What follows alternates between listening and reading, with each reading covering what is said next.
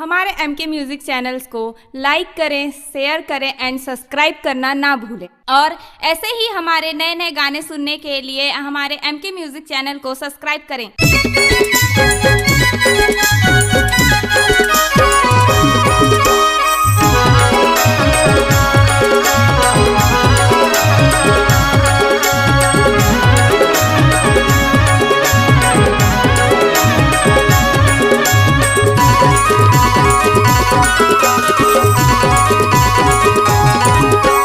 अंबिकापुर के हे महामाई, अंबिकापुर के हे महामाई, करत हो तोला गुहार, मोर रख दे माँ, मोर बिनती ला सुन ले माँ, मोर लाज ला रख दे माँ, मोर बिनती ला सुन ले माँ।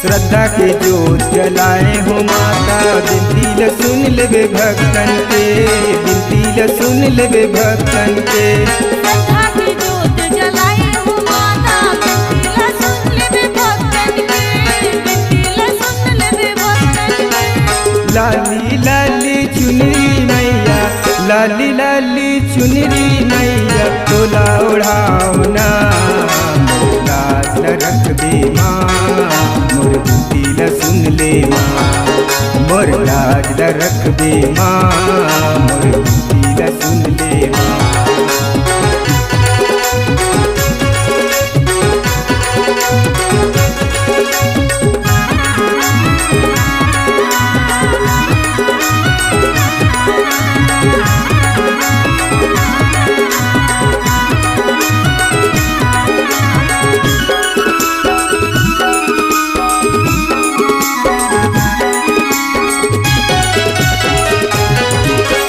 तही है साथी शक्ति भवानी, तही है दुर्गा काली माँ, तही है दुर्गा काली।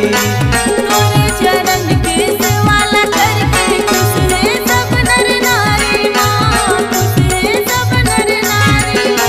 कृपा दृष्टि बनाए रख दे, कृपा दृष्टि बनाए रख दे, सदा रही तोर नाम, मोर लाज ला रख दे माँ, मोर बिनती ला सुन ले माँ, मोर लाज ला रख दे माँ, मोर बिनती ला सुन ले माँ। अंबिकापुर के हे महामाई, अंबिकापुर के हे महामाई, करत हो तोला गुहार, लाज ला रख दे माँ, मोर बिनती ला सुन ले माँ, मोर लाज ला रख दे माँ, मोर बिनती ला सुन ले माँ, मोर लाज ला रख दे माँ, मोर बिनती ला सुन ले माँ, मोर लाज ला रख दे माँ, मोर बिनती